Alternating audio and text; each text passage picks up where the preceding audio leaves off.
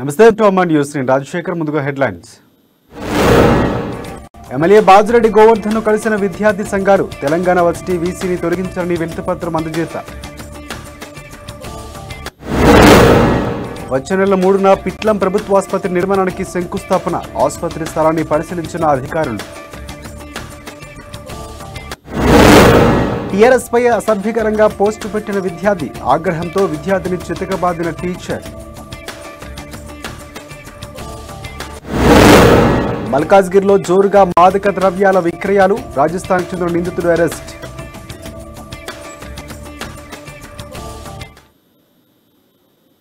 ఇక డీటెయిల్స్ చూస్తే తెలంగాణ విశ్వవిద్యాలయం ఎదుట ఏపీవీపీ విద్యార్థి సంఘం ఆధ్వర్యంలో నిరసన చేపట్టారు. యూనివర్సిటీ వీసీని తొలగించాలని డిమాండ్ చేశారు. తెలంగాణ యూనివర్సిటీలో అక్రమాలు చాలా జరుగుతున్నాయని, విద్యార్థుల నుంచి అధిక ఫీజులు వసూలు చేస్తున్నారని ఆరోపించారు. హాస్టల్లో కనీస సౌకర్యాలు లేవని, హఠాత్తుగా విద్యార్థులకు ఏదైనా ఆరోగ్య సమస్యలు వస్తే ఆసుపత్రికి తరలించడానికి అంబులెన్సులు కూడా లేవన్నారు. వర్సిటీలో సమస్యలపై వైస్ ఛాన్సలర్ రవీంద్ర గుప్తాకు పలుమార్లు వినతి పత్రాలు అందజేసినా స్పందించడం లేదని మండిపడ్డారు. వెంటనే వీసీని తొలగించాలని TSRTC chairman rural MLA Bajireddy గోవర్ధన్కు ఫిర్యాదు చేశారు.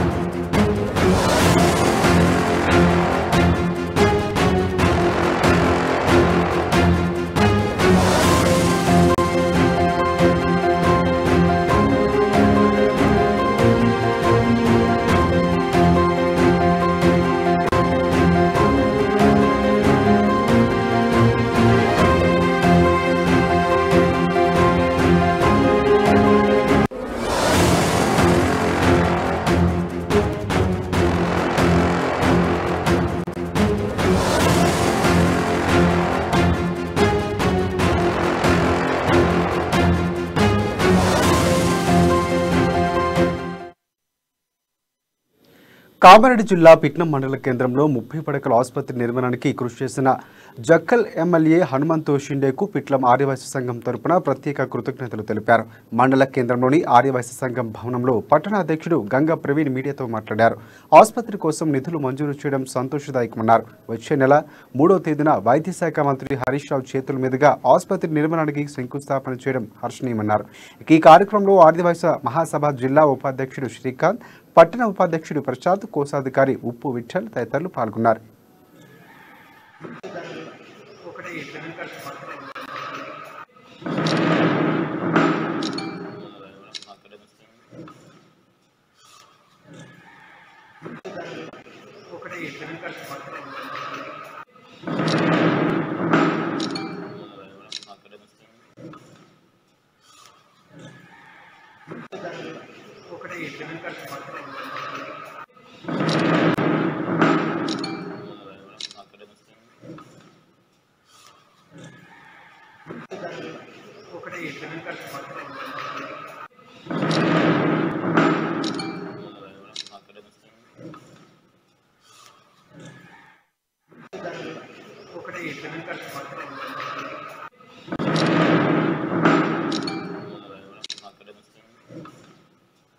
మిత్రులందరికీ నమస్కారం.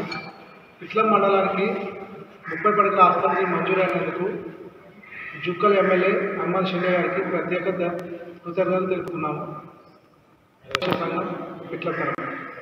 మిత్రులందరికీ నమస్కారం.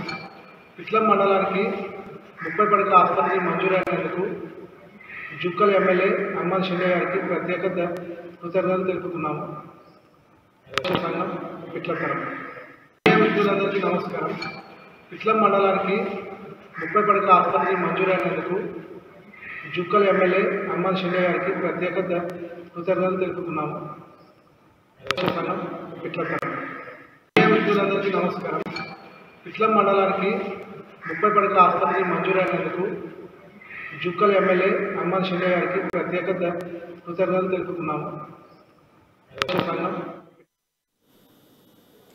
నిజామాబాద్ జిల్లా పిట్లం మండల కేంద్రంలో 30 పడకల ఆసుపత్రి నిర్మించనున్న స్థలాన్ని రాష్ట్ర వైద్యారోగ్య విధాన పరిషత్ అజయ్ కుమార్ పరిశీలించారు. పిట్లం మండలానికి 30 పడకల ఆసుపత్రి కేటాయిస్తూ 8 కోట్ల నిధులు మంజూరు చేశారని ఆయన తెలిపారు.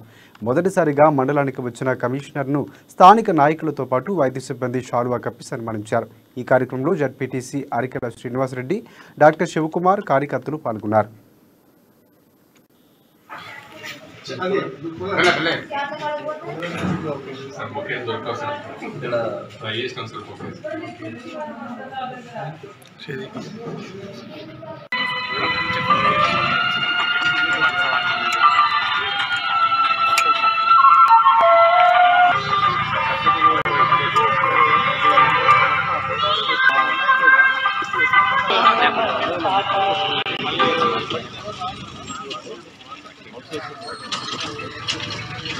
డాక్టర్ అజయ్ కుమార్ అండి.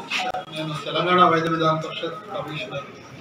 ఈరోజు పిట్లం సిఎస్సిని సందర్శించడానికి కారణం, ఈ డిసెంబర్ 3వ తారీఖు గౌరవనీయులైనటువంటి హరీష్ రావు గారు, వైద్య ఆరోగ్య శాఖ మంత్రి, ఫైనాన్స్ డిపార్ట్మెంట్ సార్ ఇక్కడ హాస్పిటల్ ఫౌండేషన్ స్టోర్ వేస్తారని చెప్పేసి ఇన్స్ట్రక్షన్స్ ఇవ్వడం జరిగింది. దానిలో భాగంగా ఆయన వచ్చే ముందు ఈ ఫెసిలిటీస్ని ఏ విధంగా వీరు అంటే దాన్ని తయారు చేసుకుంటున్నారు, దానికి ఏమైనటువంటి గైడ్లైన్స్ కానీ లేకపోతే ఇన్స్ట్రక్షన్స్ కానీ ఇవ్వాలి అనేటువంటి ఉద్దేశంతో ముందు రావడం జరిగింది. ఇదే హాస్పిటల్ కాకుండా ముందు మన డాక్టర్ అజయ్ కుమార్ అండి. నేను తెలంగాణ వైద్య విధాన పరిషత్ కమిషనర్. ఈరోజు పిట్లం సిఎస్సిని సందర్శించడానికి కారణం, ఈ డిసెంబర్ 3వ తారీఖు గౌరవనీయులైనటువంటి హరీష్ రావు గారు, వైద్య ఆరోగ్య శాఖ మంత్రి, ఫైనాన్స్ డిపార్ట్మెంట్ సార్ ఇక్కడ నిజామాబాద్ జిల్లా మోపాల్ మండలం మంచిప్ప గ్రామంలో ఇటీవల హఠాత్ మరణం పొందిన టీఆర్ఎస్ కార్యకర్త కుటుంబ సభ్యులు స్థానిక ఎమ్మెల్యే పరామర్శించారు. కులాస్పూర్ లక్ష్మణ్ కుటుంబీకులతో మాట్లాడి ధైర్యం చెప్పారు, అండగా ఉంటానని భరోసానిచ్చారు.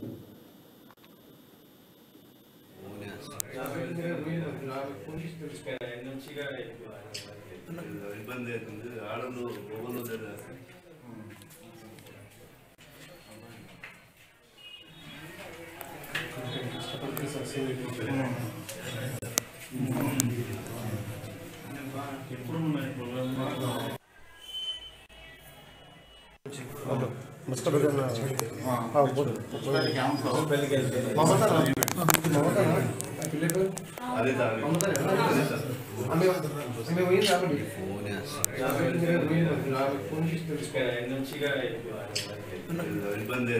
ఆడలు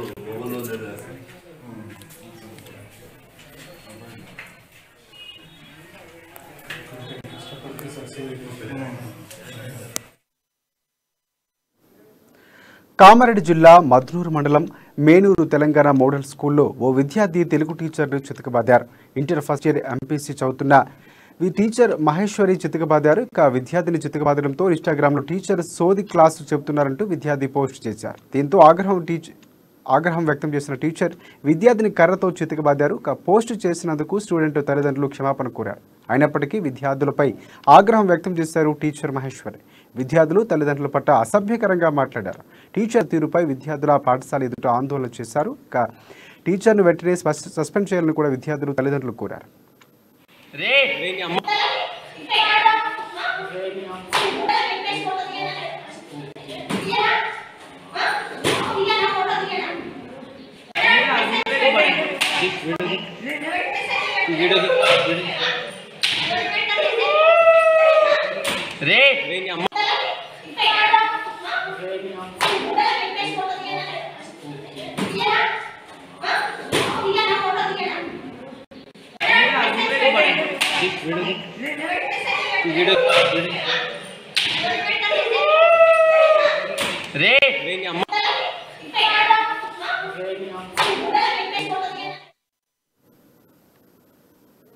రైతులు ఎదుర్కొంటున్న సమస్యలు పరిష్కరించాలంటూ మహబూబాబాద్ జిల్లా కేంద్రంలోని తహసీల్దార్ కార్యాలయం ఎదుట కాంగ్రెస్ పార్టీ ఆధ్వర్యంలో ధర్నా చేపట్టారు.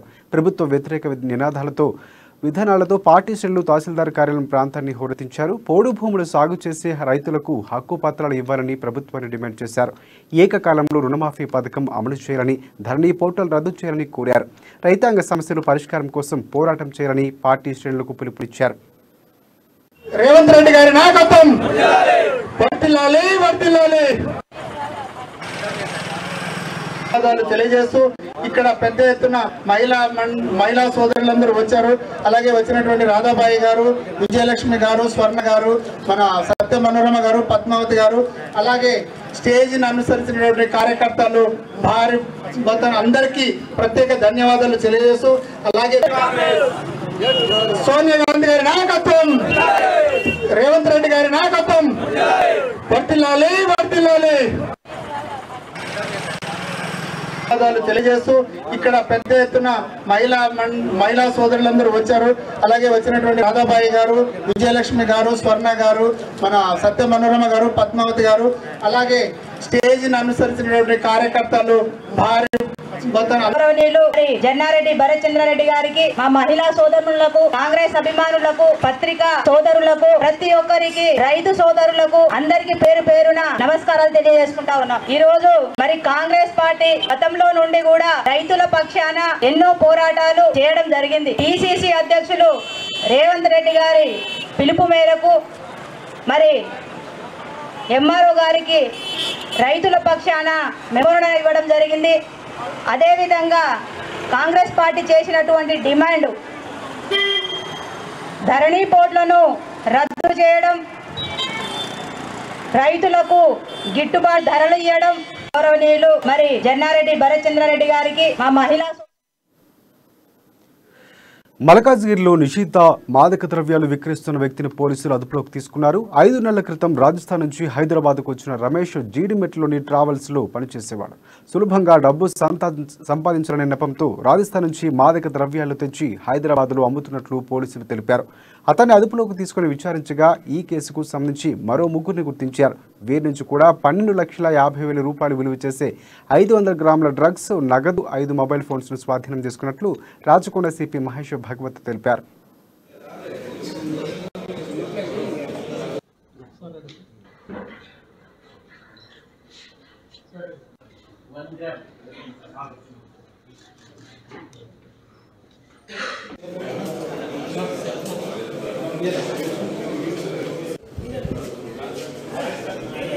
మన రాచకొండ సరూర్ నగర్ లిమిట్ లో ఈ కొంతమంది డ్రగ్ అడిక్ట్ ఈ హెరోయిన్ తీసుకొని వస్తున్నారని ఆ సమాచారంతో మన ఎస్ఓటి ఎల్బూ నగర్ టీం, తర్వాత సరూర్ నగర్ పోలీసులు ఈ సరూర్ నగర్ లో అక్కడ ఉన్న ఒక ఇంట్లో అక్కడ రంగనాథచారి కర్మన్ ఘాట్ అక్కడ రేడ్ చేస్తే దాంట్లో 4 వ్యక్తులు మనకు దొరికారు. దాంట్లో సయ్యద్ అమీర్ మోయిజ్ అని ఇతను కర్ణాటకలో నీలసాండ్రా బెంగళూరు, ఈయన మెయిన్ సప్లయర్, ఈయన కార్ డీలర్, ఈయన బిజినెస్ ఉంది అక్కడ. తర్వాత మొహమ్మద్ సాద్ అని ఇతను స్క్రాప్ బిజినెస్ ఉంది, రాణా సింగ్ పేట్ బెంగళూరు, ఈయన కూడా సప్లయర్ కమ్ మెడియేటర్. తర్వాత 3వ ఆలం నివాస్, ఇతను ఉప్పల్ కూడా మణికొండ హైదరాబాద్, నెటివ్ మాత్ర గూడూరు. మన రాచకొండ సరూర్ నగర్ లిమిట్ లో ఈ కొంతమంది డ్రగ్ అడిక్ట్. ఖమ్మం జిల్లా వైరాలో వైఎస్ఆర్ తెలంగాణ పార్టీ ఆధ్వర్యంలో సాయిబాబా దేవాలయంలో ప్రత్యేక పూజలు చేశారు. అదేవిధంగా మసీదులో, చర్చిలో ప్రత్యేక ప్రార్థనలు నిర్వహించారు. అనంతరం వారు మీడియాతో మాట్లాడారు. వైఎస్ షర్మిలపై పోలీసులు దాడులు, అరెస్టును ఖండించారు. పాదయాత్ర విజయవంతం కావాలని దేవుణ్ణి ప్రార్థించినట్లు తెలిపారు. తెలంగాణ రాష్ట్రంలో సీఎం కేసీఆర్ ప్రతిపక్ష పార్టీలు అణగదొక్కేందుకు కుట్ర పన్నుతున్నారని విమర్శించారు. వైఎస్ షర్మిల పాదయాత్రకు ప్రజా ఆదరణ లభిస్తుండటంతో షర్మిలపై దాడులకు మొదలుపెట్టారని విమర్శించారు.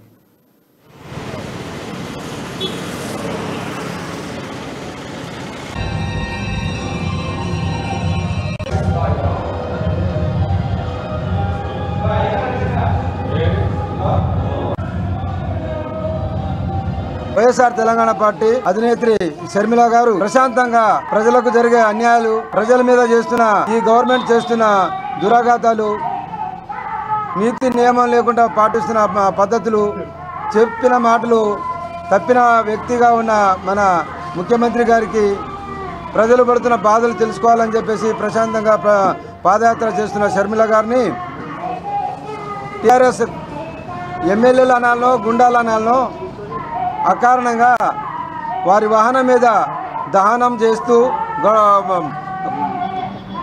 పాదయాత్రకు అడ్డంకి. తెలంగాణలోని ప్రముఖ పుణ్యక్షేత్రం యాదాద్రి శ్రీ లక్ష్మీ నరసింహస్వామి వారి దేవస్థానంలో నిత్య కైంకర్యాల్లో భాగంగా స్వామి అమ్మవార్లకు తిరుకళ్యాణ వేడుకలను కన్నుల పండుగగా నిర్వహించారు. లోక కళ్యాణార్థం స్వామి అమ్మవార్ల కళ్యాణాన్ని మంగళ వాయిద్యాలతో కోలాహలంగా నిర్వహించారు. భక్తులు కుటుంబ సమేతంగా స్వామి అమ్మవార్లను దర్శించుకుని మొక్కులు చెల్లించుకున్నారు.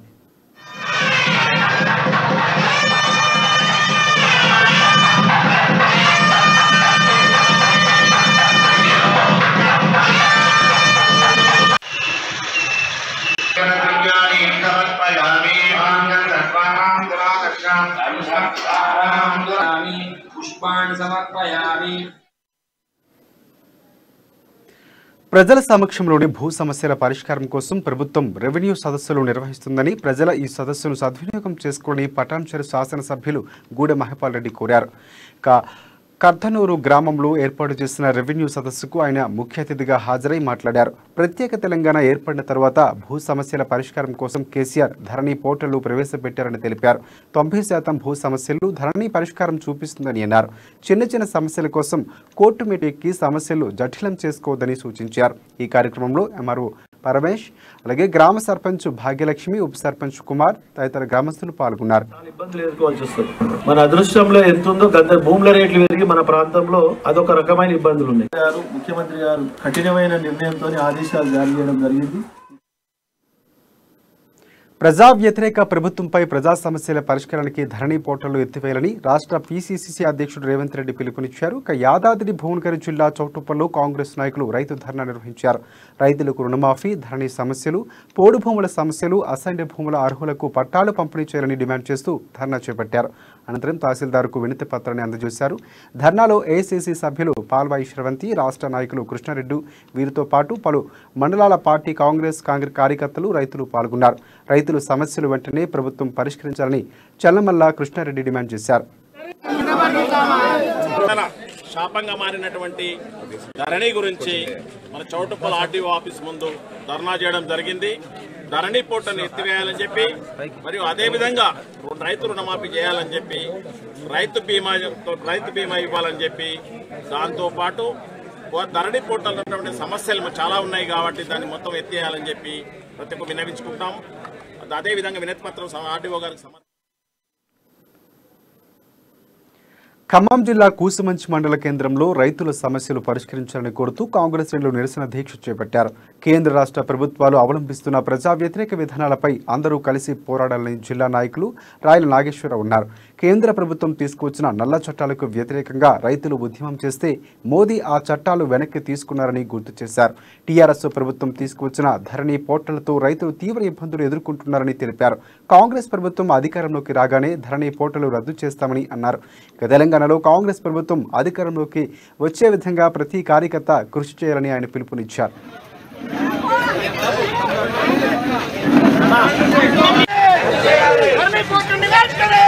అందరం కలిసికట్టుగా పెద్ద ఎత్తున ఉద్యమించి కేంద్రంలో రాహుల్ గాంధీ గారి నాయకత్వంలో కాంగ్రెస్ ప్రభుత్వం, అదేవిధంగా తెలంగాణలో మరి కాంగ్రెస్ ప్రభుత్వం వచ్చే విధంగా మనందరం శాయశక్తులా కృషి చేయాలని, మనందరం కంకణబద్దులై ఉండాలని చెప్పి విజ్ఞప్తి చేస్తా ఉన్నాం. మరి మీ అందరి తోడ్పాటుతో మనందరం కలిసి ఈ ప్రజా వ్యతిరేక విధానాలకు వ్యతిరేకంగా మనందరం కూడా పెద్ద ఎత్తున ఉద్యమాలు చేయడానికి మనం ముందుండాలని చెప్పి సృజనాత్మకత, పట్టుదల ఉంటే ప్రకృతిలో ఏ వస్తువైనా కళాఖండంగా తీర్చిదిద్దవచ్చు. అగ్గిపుల్ల, సభ్యుబిల్ల కాదేది కళకు అనర్హం అన్న చందంగా నైపుణ్యం ఉంటే పనికిరాని వస్తువులు కళాఖండాలుగా ఆవిష్కరించవచ్చు. ఇదే కోవలో చీపురు పుల్లలతో అద్భుత ఆకృతులను తీర్చిదిద్దుతోంది. కరీంనగర్కు చెందిన ఓ మహిళ హస్తకళని ఆయుధంగా మలుచుకొని కళా వైభవాన్ని చాటి చెబుతున్న శ్రీమతి సృజనాత్మకతపై స్పెషల్ స్టోరీ.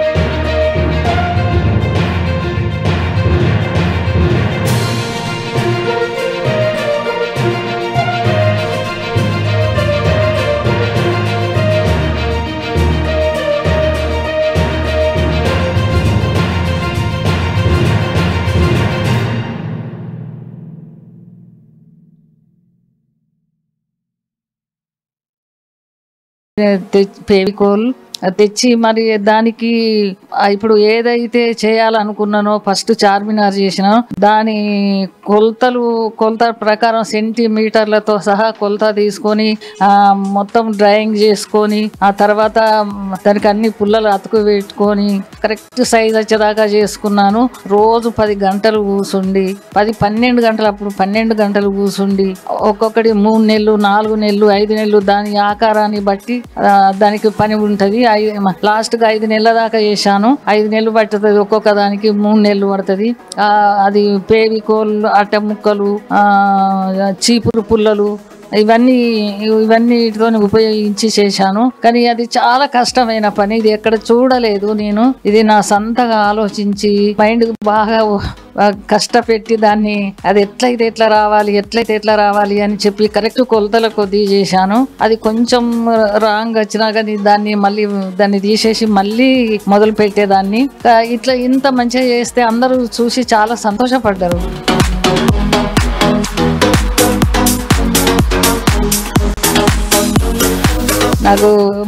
నాతో చాలా మాట్లాడాడు. ఇంకా అట్లా నాకు రామ్ చరణ్తో మాట్లాడిన నా సంతోషం పట్టలేక నేను ఏడ్చాను. అమ్మ ఏడవద్దు అన్నాడు ఆయన. నాకు ఇంకా చిరంజీవి చిన్ననాటి ఇల్లు, వాళ్ళు చిన్న పిల్లగాన్లా ఉన్నప్పుడే ఇల్లు మొగుల్టూరులోది యూట్యూబ్ లో చూశాను. అది కూడా చేశాను. అది చిరంజీవి గారికి వాళ్ళ ఇంటికి వెళ్ళి సురేఖ అమ్మను, అంజనమ్మను చూసి వాళ్ళ చేతుల మీదుగా ఈ చిరంజీవి గారికి ఇవ్వాలని ఉంది. వాళ్ళతో 1 గంట సేపు అన్నా ఉండాలని ఉంది నాకు. ఎందుకంటే నేను చాలా కష్టపడ్డాను. రోజు 10 గంటలు కూర్చుండి 5 నెలలు చేశాను. అది ఏదో ఇట్లా ఇచ్చి అచ్చుడు నాకు చాలా బాధగా అనిపించింది రామ్ చరణ్తో కూడా. ఎందుకంటే ఇంకా వాళ్ళ ఇంటికి పోతే చాలా సేపు కూర్చుంది కదా అనుకున్నాను. కానీ నేను బ్లడ్ బ్యాంకు పోయి ఇచ్చాను. ఇంకా నాకు ఇప్పుడు చిరంజీవి గారు ఎప్పుడు పిలుస్తారో అన్నట్టుగా నేను అందరికి చెప్పి ఉంచుతున్నాను. ఆ అదృష్టం ఎప్పుడు కలుగుద్దో నాకు తెలియదు.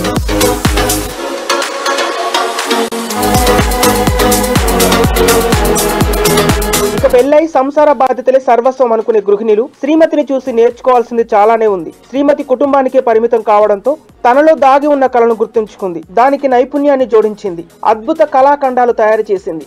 చాలా మంది మహిళలు కూడా తమలో ఉన్న కళను గుర్తించి కాస్త సాధన చేస్తే శ్రీమతిలా గుర్తింపు తెచ్చుకుంటారు. సమాజంలో పేరుకు పేరు, విలువతో పాటు మంచి గుర్తింపుతో జీవిస్తారు.